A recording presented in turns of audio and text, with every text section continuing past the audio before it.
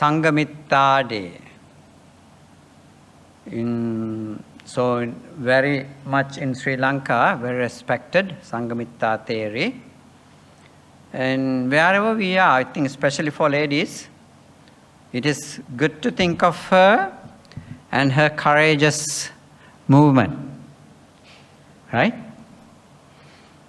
Getting into a ship by herself, going to faraway land where she has never been in that ancient time, right?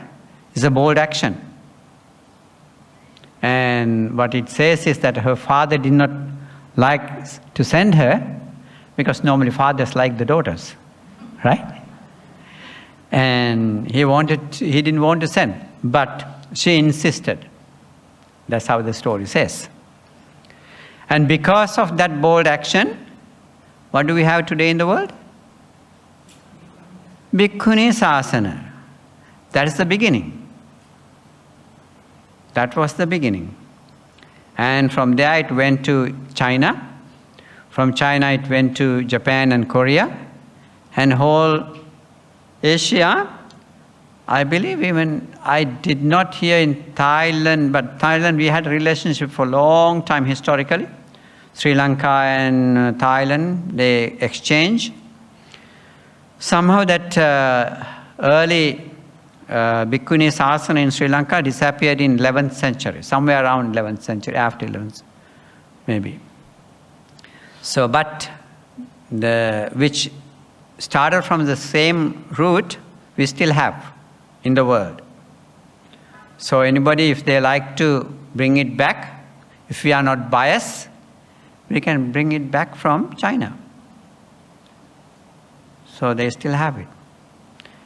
Because of sometimes maybe we think in Theravada tradition, perhaps maybe thinking, they do think, we have no right to do it. One logical statement. The other one could be, that is Mahayana and we are Theravadas.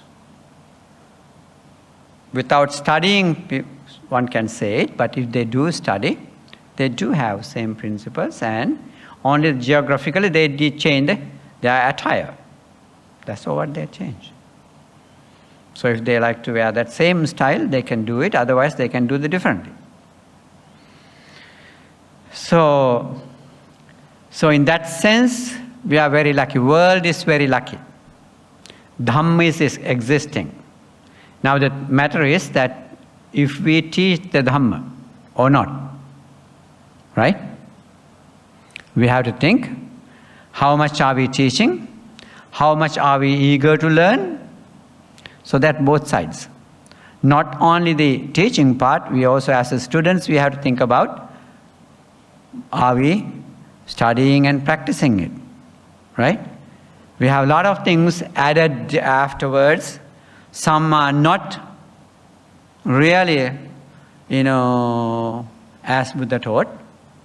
But it could happen, because time-wise, it has now 2,500 years ago this started. So it happened to not only to Buddhism, for anything, any organization could change. Corruptions come, right? As it spreads out, time to time corruption comes. So that happened after Buddha's. We know that how Mahasanghika began, that's 4th century, around 4th century, but only after 200 years after Buddha's passing away. That's the reason why the Venerable Mahasangha, senior Arahants, they got together and they decided to preserve it for us. Dhamma is here because of their effort. After Buddha passed away, in 3 months after, the first council came to exist, so it started there. And they preserved it. From that onward, we still have this Dhamma. So at that preservation, that council, what we have today in early Buddhism, so these 3 Nikayas currently we exist. We are fortunate at least for us to have that much of Dhamma. Maybe there could have been a lot more. What happened to them? couldn't gather them, right? Couldn't collect them. So we don't know. But however, we must be satisfied with what we have, and they are very precious, very valuable, and we make effort to practice. So what I decide, I'm not going to go into more details on Sanghamitta's story because you have heard. You were with the Venerable Subhagya, and she was explaining the Bodhi trees. We still have it here, and we have its very precious, valuable object of veneration. So in Sri Lanka, as in all Buddhist countries, they do have it. So that is how from her coming to Sri Lanka, we had it. And that is the most historical recorded tree. If there's any tree in the world today, there are older trees, could be. There are huge, huge trees in like Redwood City in San Francisco area. There are huge trees, but they are not with that kind of history. So if you look at the Sri Mahabodhi in what we have in Anuradhapura, that's a very small tree, not big. There are bigger trees, but this one is still small, still that original tree, coming from where the Buddha sat down and under which he sat down and at the time of his enlightenment. So therefore, that is something very precious that we have left over for the world. And she brought it for us. Because of Sanghamitta, we have it. So now today, we had a discussion yesterday with Venerable Chandim and myself, and in that we had a very good discussion. I don't know if any of you had a chance to listen to it, but I thought we should share it. That discussion was on monastic Dhamma, okay, and lay community. We have discipline of lay. What are they? But most of the time what you are listening is the Dhamma that you, of course, we cannot separate Buddha's teaching in such manner for the monastics and things. Yet he thought about, lay disciples, bhikkhu, bhikkhuni, upasaka, upasika. So we have, especially for the monks, there are Vinaya rules in that sense, and the bhikkhuni they have different. And also for the lay community, yes, because lay community is living in a homely life. If everybody goes to monastery, what happened? That would never happen, right? Yes. So it's hard. He knew it's not easy. So therefore, Buddha did not stop anybody from their lay activities as a lay person. He admitted, he understood that. If he didn't understand that, he would be staying still, as he could have done the same thing like you do. But he lived in a family, but he had a mission to come to this world. That mission was with the invitation of, as a legendary story, we know that he came with the invitation. Devas invite, it's good time for you to go to human realm. Because time to time, Buddhas appearing in this world, so they guide us. So that is when the Buddha comes to this world, that helps us to balance this world spiritually. You remember what most of the time what Chief Reverend used to say. We human beings have two natures. What is that? Three. Human nature, divine nature, animal nature. Right? Without this spiritual guidance, we could behave. Without education, we will be like animals. That's what ancient people were like, right?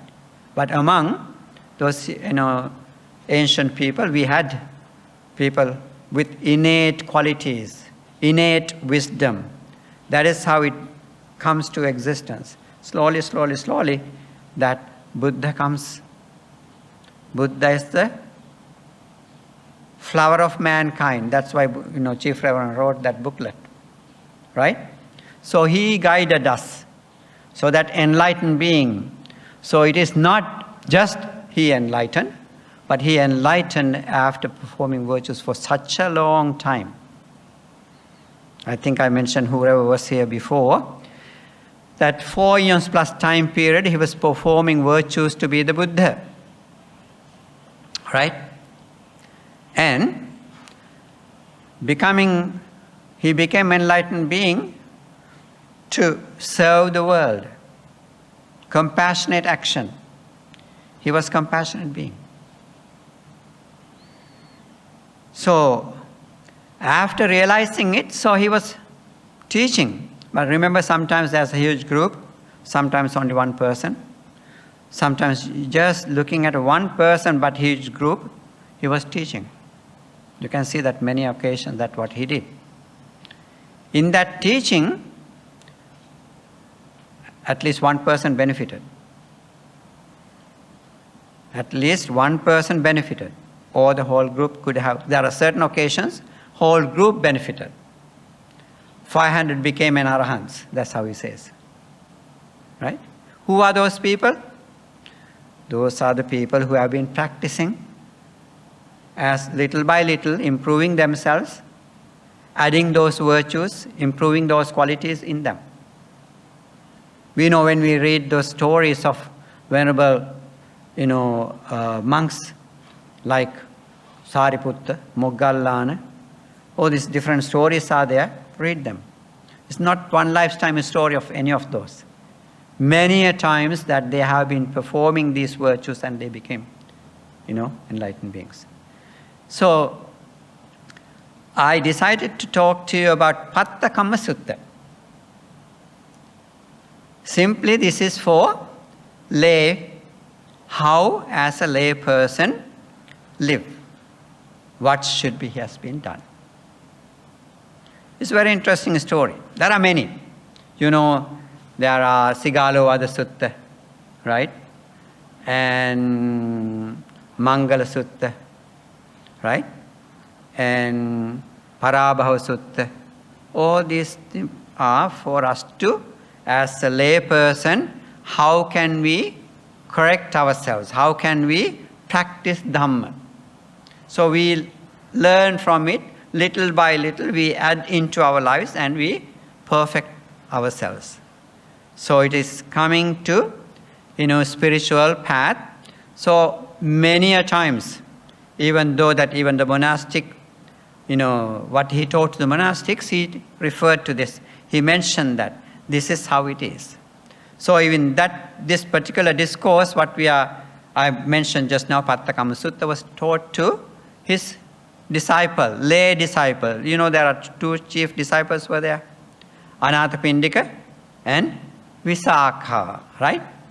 They are the two lay supporters, great supporters that he had. So he was teaching them. One day, this Anathapindika comes to him and start conversation. That's how many occasions how Dhamma talk began. So here it says, as usually they come and then pay respect to Buddha and sit around, and that it begins. Here it says, Chattaro me gahapati dhamma itta kanta manapa dullabha lokasming. That is what I have here for you. So desirable, agreeable. 4 things that there is in the world and hard to get, hard to achieve. So Buddha says. So while I'm talking, if there's anything, that please raise your hand so we can discuss. I don't want you to just sit and listen. Learn. Learning goes through the discussions, okay? So, see if this is something true with you.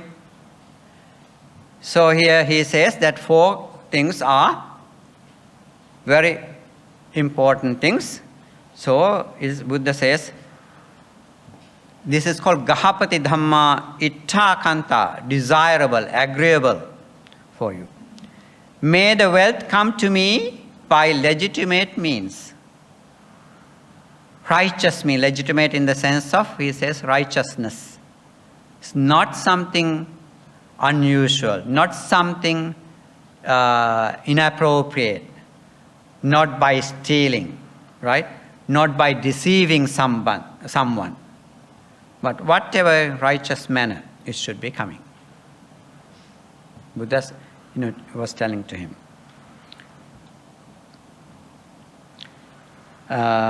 It says, it's very hard to get this. Because it says when it's, describing this, he himself, sweating himself and using his own energy, physical energy, he goes and work hard and earn this wealth. So that is righteous. If you are cheating other people, could it be righteous? No. Cheating is not something, approved by any spiritual person. I don't think that any tradition, spiritual tradition, would be doing that. Not only Buddhism, others also. Nobody is encouraging for anyone to cheat and steal, and take it by force. Sometimes people can take things by force. Many things happen by gambling and things like that. They are not righteous. You can start a business like having all these, casinos and things. We cannot say those are righteous. So, the person is wishing for righteous. By righteous means, may I have wealth? We all need wealth, right? Financial, material-wise, we all need it. How can you live your life? How can you support the Sangha? Suppose now as a Buddhist, even to take care of the Sangha, you need wealth. But it should be something righteous, not the other people who would be blamed to you. Seeing it. So if you do, in the, what do you call this? Eightfold Path, you have Samma Ajiva. It's going to be in that category, remember. So right livelihood, dealing in arms and weapons and anything poisonous or even poultry, that kind of farming. So these are not, approved by the Buddha. Though they are not part of right livelihood. So the person, this devotee, to Anathapindika. Anathapindika was somebody who is, what did he did? Anybody knows? What was the Anathapindika's job?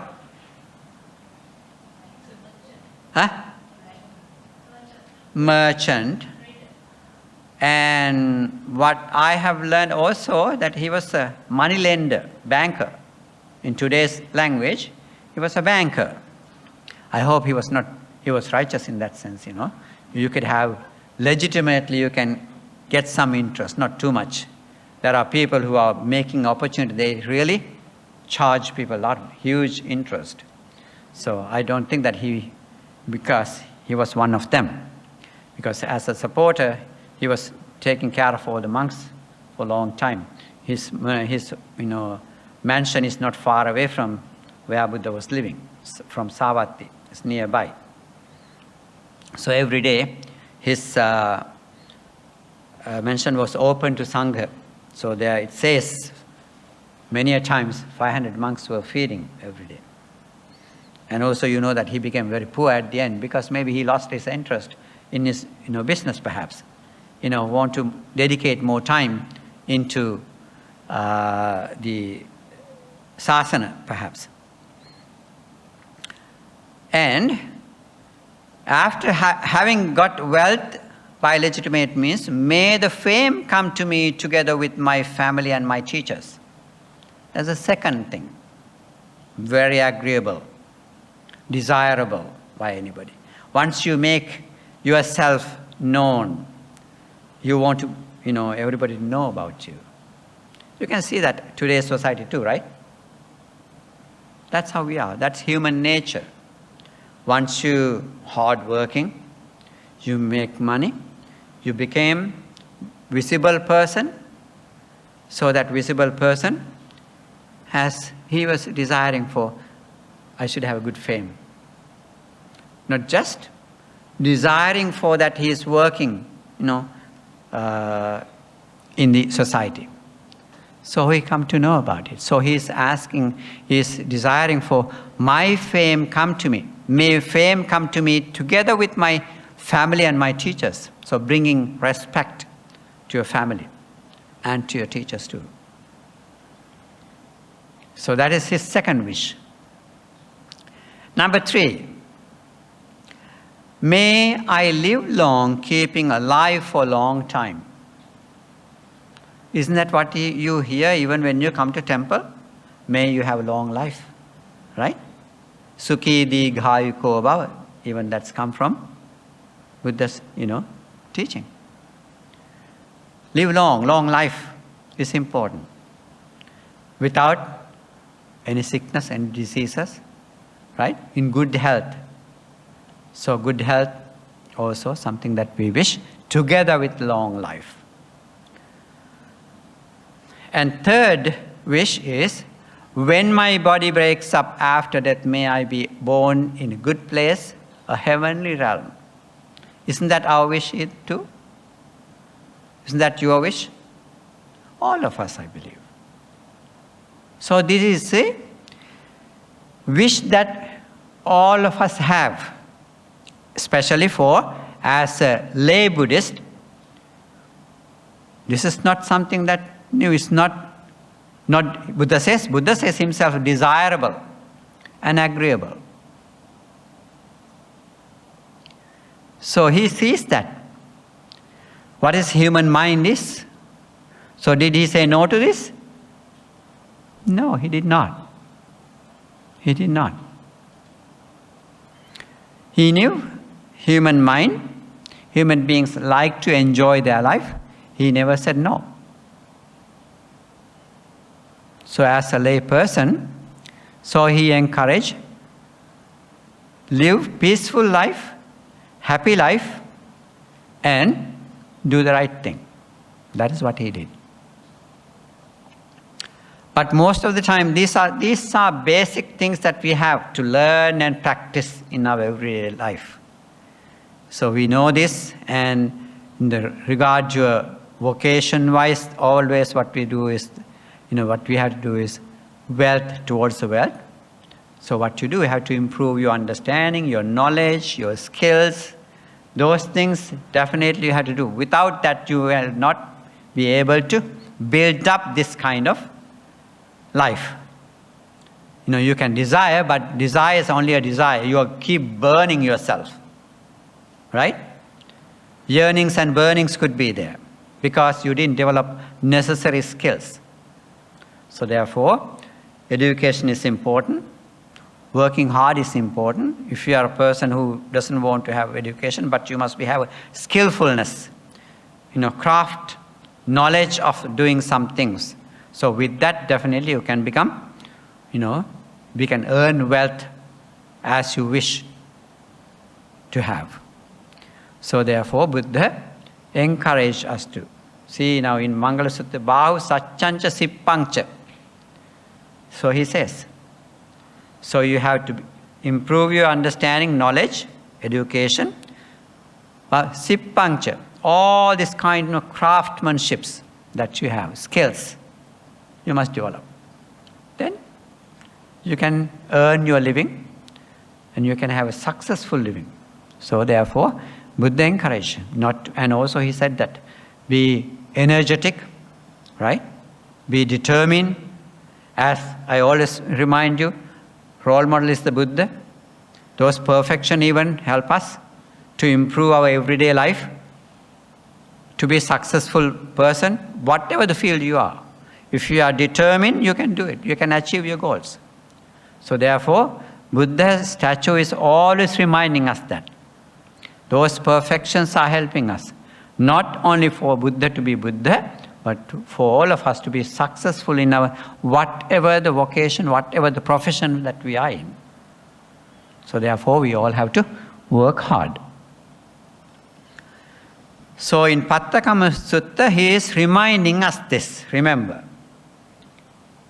Now, for four things desirable, agreeable and hard to get in the world, so we saw that. And then, there are four things leads to get them. There are four qualities are leading to get this, achieve those, four conditions. Saddha Sampada means what?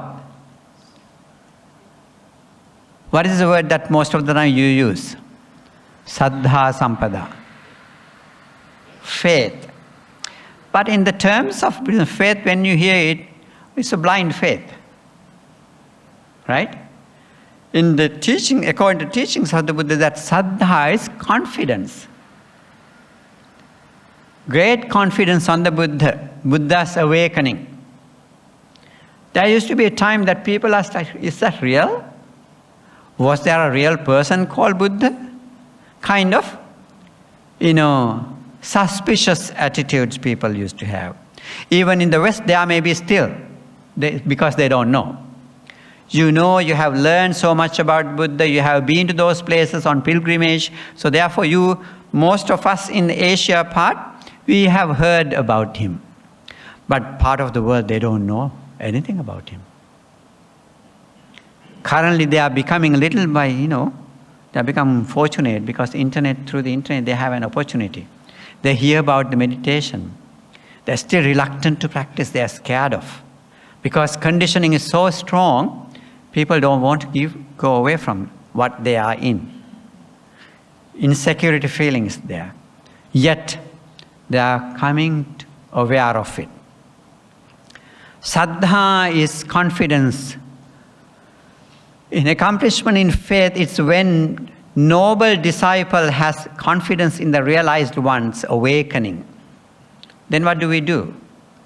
See, when we are realized, when we are confident on him, we say, Itipiso Bhagava Arahang Samma Sambuddho Vijja, those 9 qualities. There are so many discourses. When they hear, that's what they heard. Oh, whenever he went to a new place, people heard about him. That is what they heard. This is what we heard about him. I want to see him. They come and just watch him, listen to him. You even came to know that there are some Jain tradition, remember? That like Upali, Bodhiraja, Prince Bodhiraja, they came. They were coached by their teachers. And they came to argue with him. Because their teacher coached him, okay, go and ask these questions. See if he's true. So at the end, what happened? He ended up being a disciple of the Buddha, whoever came to him. So they built up this, after listening to him, after seeing him, so his serene nature, peaceful nature, so they become very attached to him. So there's a beautiful word, Saddhati Tathagatasa Bodhing. They believed, they were accepting, they trusted his enlightenment. Seeing as he was, present himself, so when they came to see him, really he was something very special. So with that specialty, with that serenity, that people start listening to him and making effort to follow his teaching. Then it says, second one is said, Sila Sampada, virtue. So, noble disciple, Buddha explained, Khatamacha Gahapati Sila Sampada.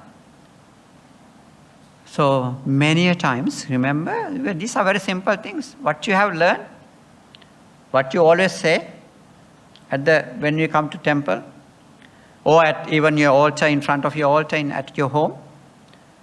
What do you say? Buddham saranam gacchami, Dhammam saranam gacchami, Sangham saranam gacchami. And then we say, Panatipata veramani sikkhapadam samadhiyami, right? These are not just statements. They are part of our life every day. Panatipata pativirato hoti. The person who is following the Buddha, who has a saddha or the confidence on the Buddha, he is staying away from killing or harming any life. When you do that, can you be happy with that? Definitely you can be. You should be happy. I'm very happy today because I did not do any harm to any living being. Every day you can reflect on it. Buddha says it. Think of it for yourself. That's called anussati. Your own practices. You are very happy of your practice. If you cannot be happy of your practice, then you are doing something wrong, right? If you ever regret about things what you do, you are not doing the right thing. So therefore Buddha says, stay away from such action, do the things that you can be happy of. Of course you can be happy, enjoy doing bad things too, but he did not encourage it. Results are going to be bad because anything that you do, the results are coming after you. Right? That's what we have learned. And we have seen it too.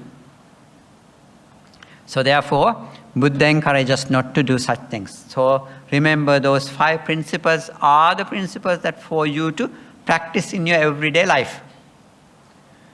Don't think that ignore this, or this is not something. No, these are the things that you have to perfect yourself. Once you do, stay away from any of these things. Once you do, you can always be happy. You can always be sharing that blessing. That's a great blessing.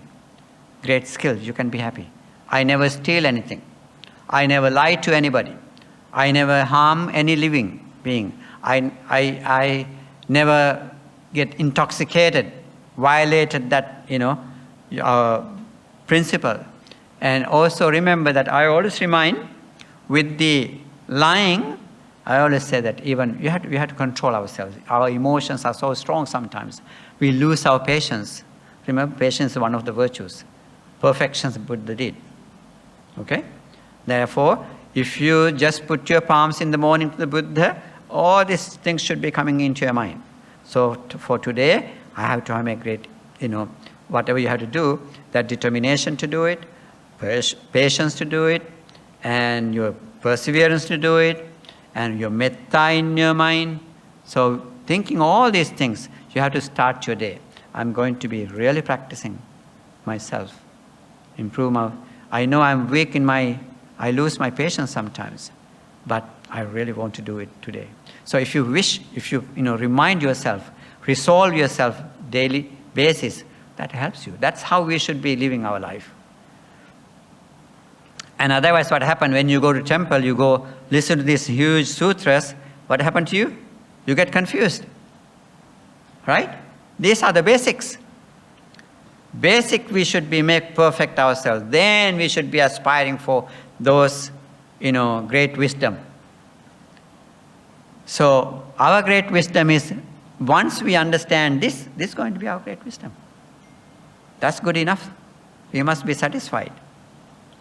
Like most of the time what we do is, other side is greener, right? What we see on the other side, that's better. So then you think, passing this, you may be vague. We try to jump into that level. It's hard work. Then what happens? What is left with you? Your frustration, right? But if we can make ourselves perfect in this 5 area, everyday life, that's the simple life that you always can be happy.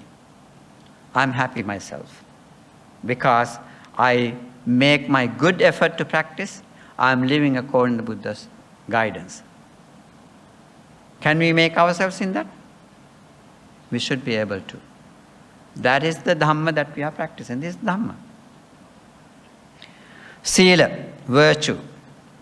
So noble disciples, not killing, not stealing, not committing any sensual. I always, 3rd precept, I translate as because looking at one word. I'm not going against what Buddha taught. Buddha taught, that kamesu miccāchāra as adultery. I see that. But also can see that overindulgence.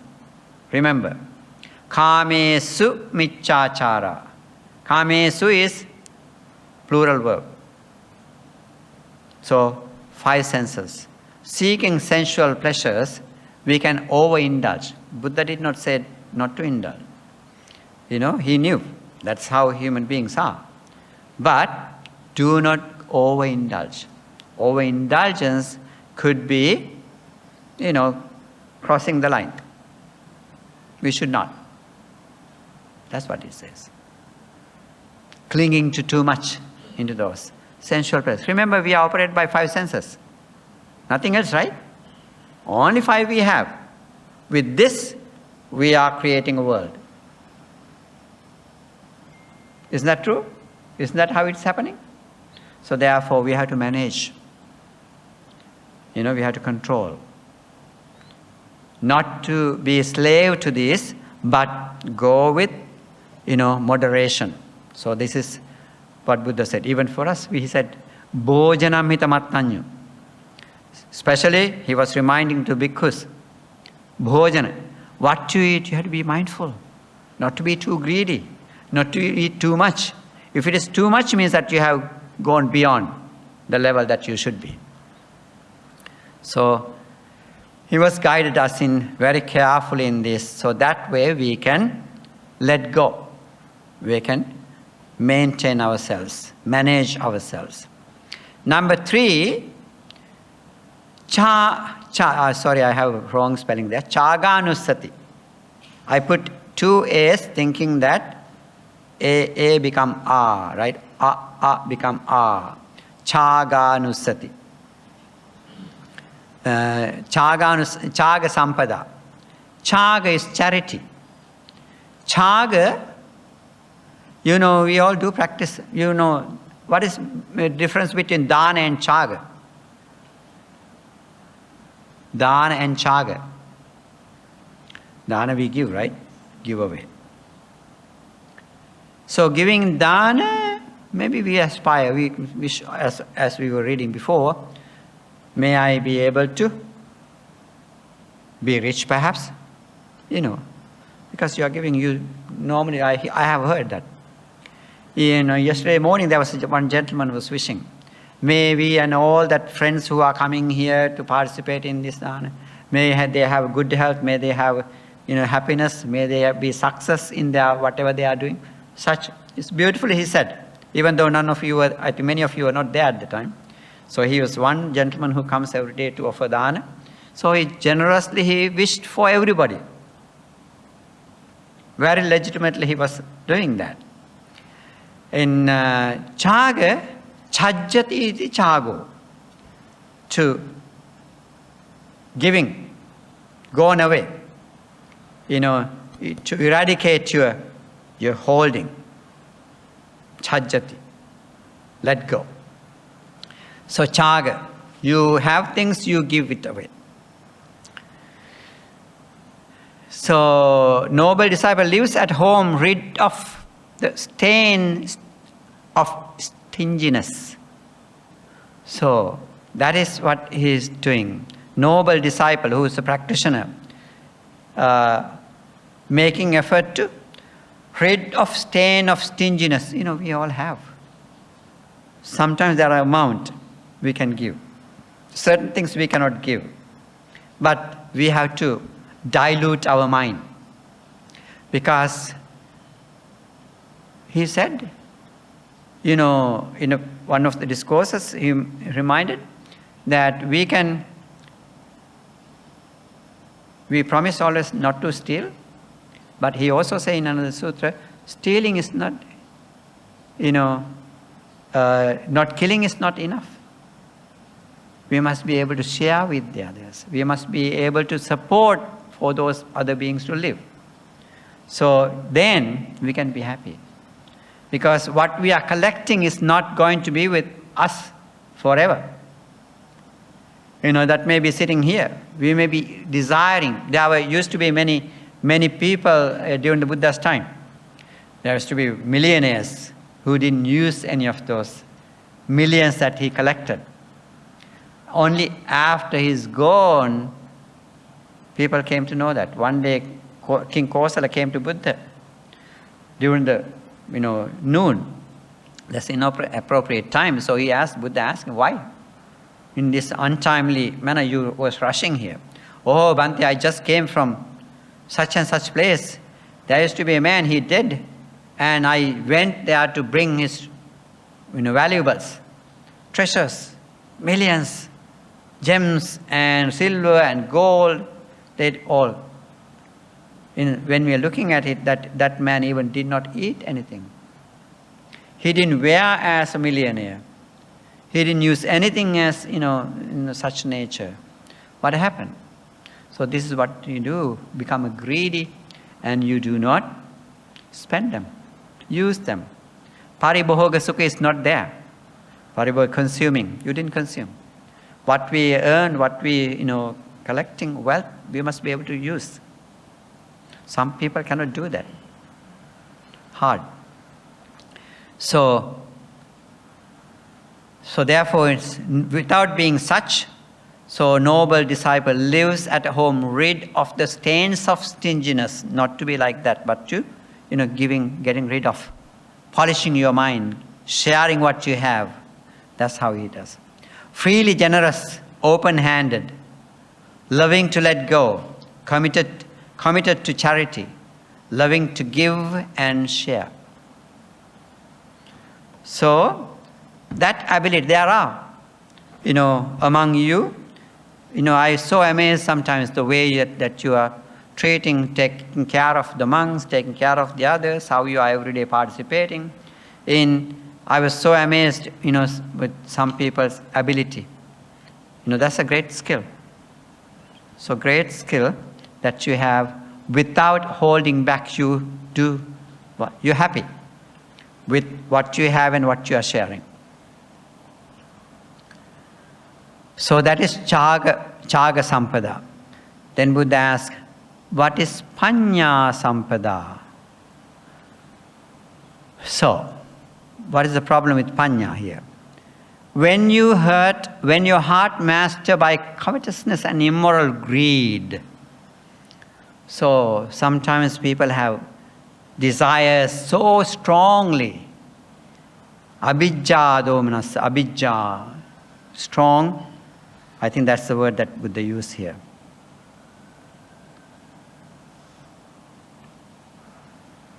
Yes, abhijja visamalobha, he used the word. Visamalobha.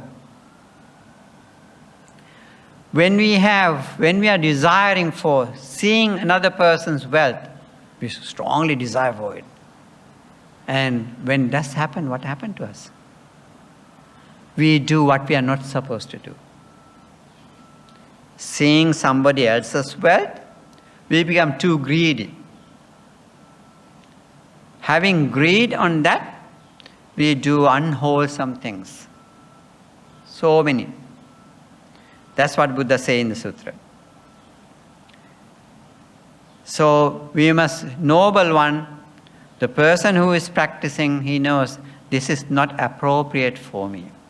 This thought is very dirty. So he himself thinks so. And I should get rid of this. So if we know the Dhamma, then we do that. If you don't know the Dhamma, they don't know it. They continue to grow in that, cultivate that negative desire. So you become very impure. Your mind is becoming more dirty. Stealing, smelling. So your actions are going to be smelling. So therefore, Buddha encouraged us to practice this. Get rid of this. Abhijja domana, there are 5 of them. I think 5 hindrances. But instead of kama chanda, this is what he says. The first one is abhijja domanas. Then also you have when vyapada, your anger. This is destroying us. our anger, emotions, ill will, aversion, you call it. Buddha says, whenever you see it, you have to understand this is damaging ourselves. We are doing something we are not supposed to do. Damage other people. Damaging other people means you are damaging yourself. So you must know it and you must get rid of it. So Buddha says. But the person who knows it, then he says, righteous person. Remember now he's coming from righteousness, right? He did not wish anything harmful. He was righteous man, he was desiring for. This is the person who is in the path. Then he says, he let go of that vyapada, that aversion, thought of aversion. How can we do that? What is the method to do it?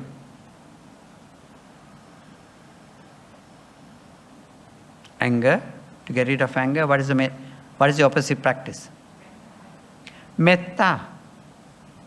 See, therefore, I always encourage, I always remind that Metta Sutta, read it in English. Pali, if you read it, would be nice. You can recite it nicely. Melody, listen to the melody and keep chanting. But learn it in English. Then you have to, I have asked some people to do it 7 times a day in the one sitting. Reason behind that? That helps you. Because that sinks in your mind. When you recite it, you know what you're talking about. So then you start thinking, oh, this is what Buddha says, I have to be like this. See, deepest level, what is the deepest level? Like a mother risking her own life to save her only child, you should be able to pervade loving kindness to all beings that you know and you don't know, that you have seen and not seen, that who are born and yet to be born, right? Who are here and who are far away. So all these things are remind yourself. So that's a great skill. I don't have it. We don't have it. But he says, you can do it. It's a hard work, but once you practice, you can develop that skill.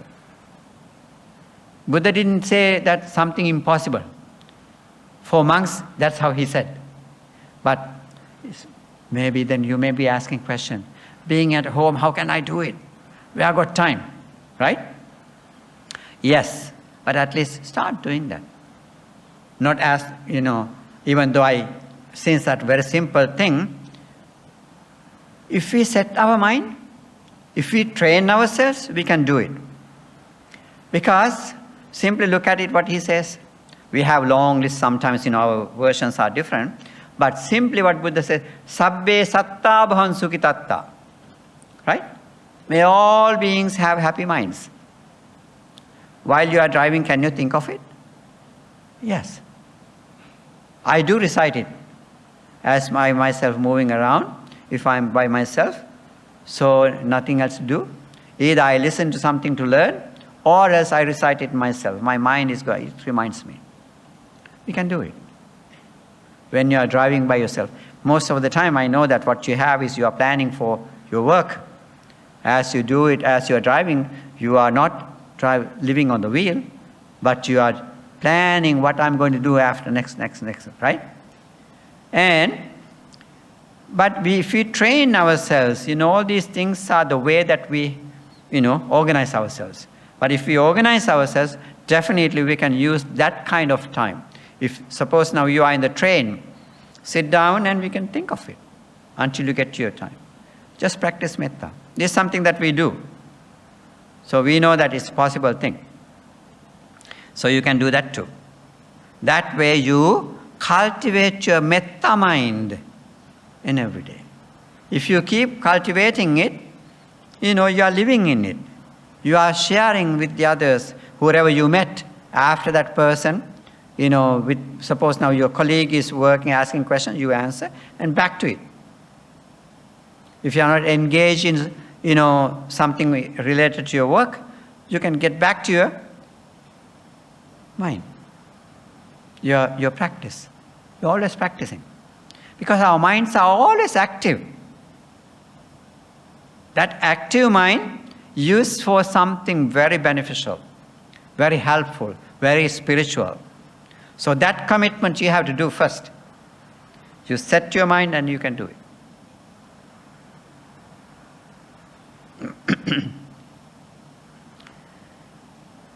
So then Buddha says, Vyapada. So of course when you see it, this is how you look at it. So this is going to be very damaging, so therefore I'm going to get rid of it, and instead I do practice this.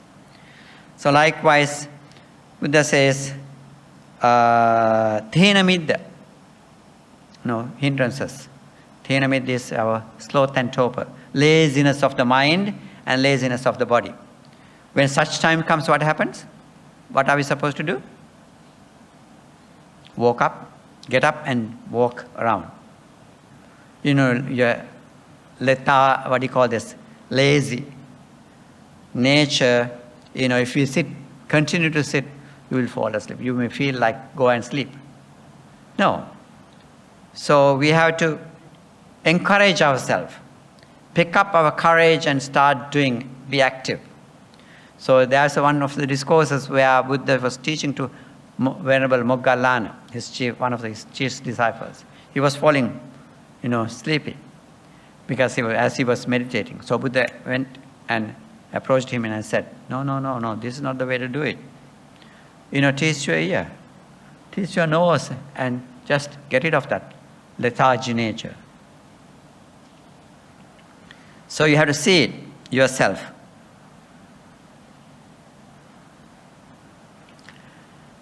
So wisdom, in this manner, we have to improve ourselves, get rid of those, weaknesses, weak attitudes that coming. Those are called hindrances.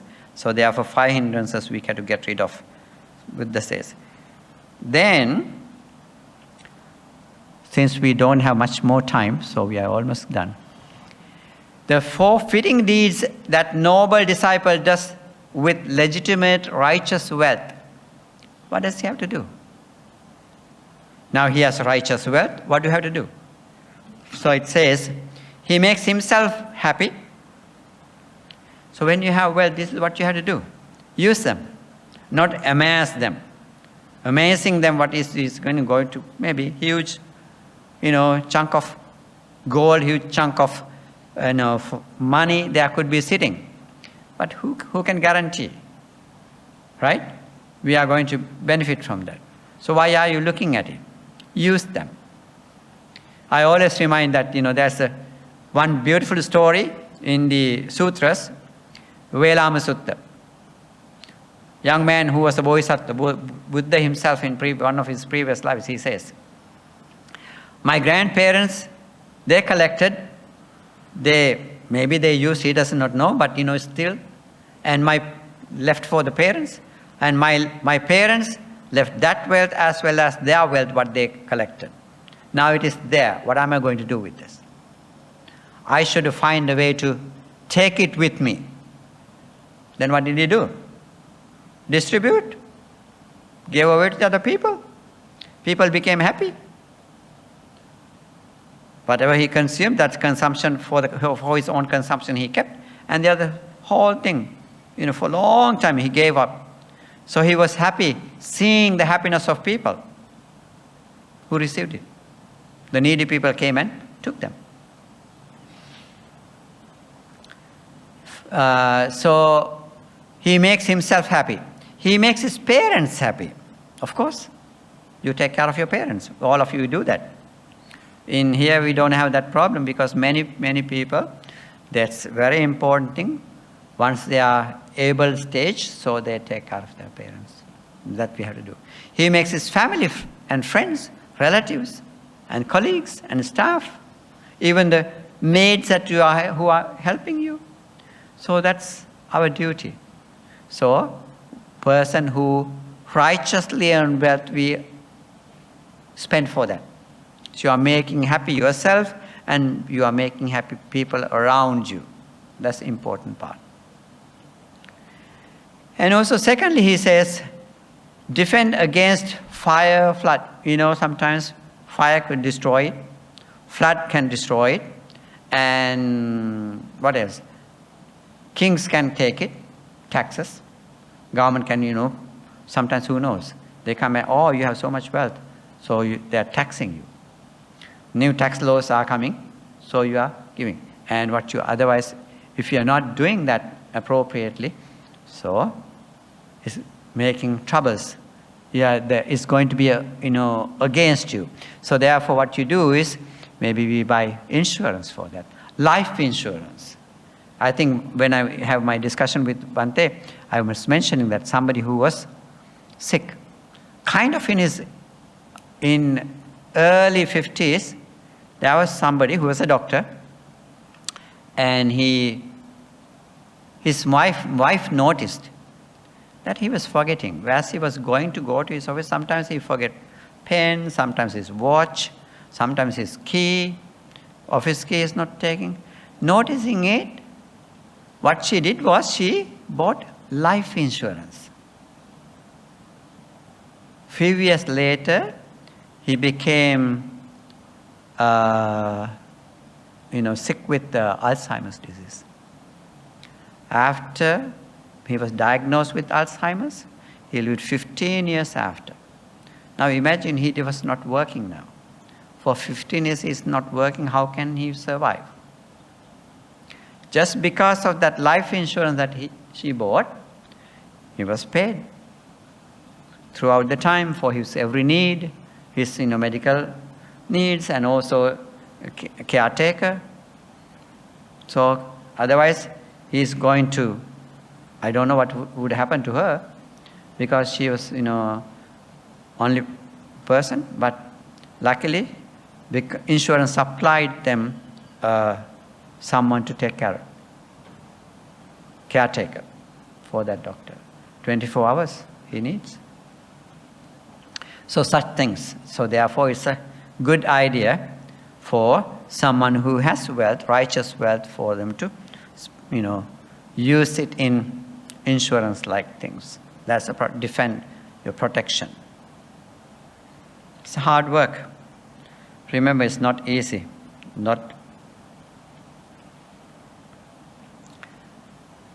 So then, next, furthermore, what happens? With legitimate wealth, he makes 5 spirit offerings to relatives, guests. So they are called Bali. Okay? So,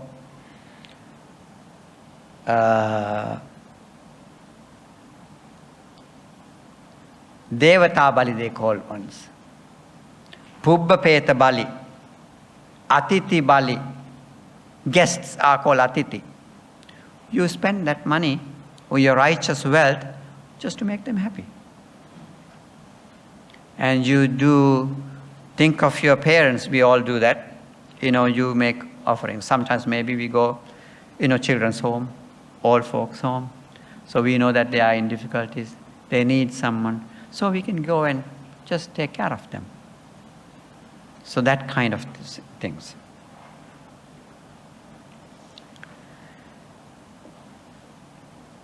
And I don't know, we are doing this spirits. In Ratana Sutta it says that Yani the Bhutani Samagata Bhumana. So they is asking, there's a Gatha it says, please take care of all devas. Devas are invisible. So we do the offerings. At least we all do that dedication of merit. Why? Devas, they themselves cannot do, these spiritual practices or meritorious deeds. Therefore, they are expecting the merit from us. So we do nice, beautiful things and spend the day like in observing Sila. And after that, we do at the end, whole day, after the, ending the day, we do dedicate the merits to our departed relatives as well as devas. Those are, Buddha approved those things. The certain things have been doing for a long time in the culture. So therefore, he didn't stop them. Yes, take care of them. So these are with the righteous wealth, these are what he is doing. Relatives, guests, ancestors, king and deities. This is his third and expenditure in appropriate sphere of deserved and fitting cause. Furthermore, with his legitimate wealth establishment uplifting religious donations for ascetics and Brahmins, you know that comes in the even in Sigalova Sutta. You know, they are the last category, so they pay respect and admire them. So we have to continue to do them. So therefore, this is how the righteous wealth is. As a lay person, this is what all of you can practice. This is Dhamma. So instead of getting confused with the deep, deep Dhamma that we see, that's the philosophical ideas are there. So, but these things are, you know, in the lay life, if we keep doing these things, these are appropriate. This is Dhamma practice. You are practicing. You don't have to worry. You know, you are doing the right thing, which Buddha admired, appreciated. Buddha showed us. So that we all have to continue our everyday life. So that misconceptions that we have, oh, that's what we have to learn. Buddha said Eightfold Path. Eightfold Path is covered here. Even the words are not there. Okay? Simple. We are learning and practicing the Dhamma, what Buddha taught. If you want to go more deeper than that, you can dedicate more time and then go to practice like a monks are doing, right? Like monks supposed to practice. There are some who can do it. So I think I will stop here sharing this. That sutta you can read. That's available in the internet. Patta Kamma Sutta. Okay? A mortal person who recollects this stands firm in the teaching of the Noble One. They are praised in this life and they are depart from and rejoice in heavenly realms. So, that's as Buddha said, Buddha saw what you are expecting, what the human beings are expecting. So once we continue that we can achieve those goals and be in a nice place. Okay? So thank you very much for this morning. Okay? So we can spend, maybe in the afternoon, I heard there's a discussion time, so we can come back and we can ask questions if you have any. So thank you. Let's do the dedication of merit devas. May all the devas rejoice this wholesome practice. May they attain ultimate bliss of Nibbana. And may all our departed relatives, and especially we have to think of this, today facilitate our Sasana Buddhist Vardhana Society, Devotees Management Committee, and including the chief, everybody. May they be well, happy and peaceful and successful in their lives, successful in their services. And may they all and may we all attain ultimate bliss of Nibbana. Sadhu, sadhu, sadhu. Thank you. So questions could be later time.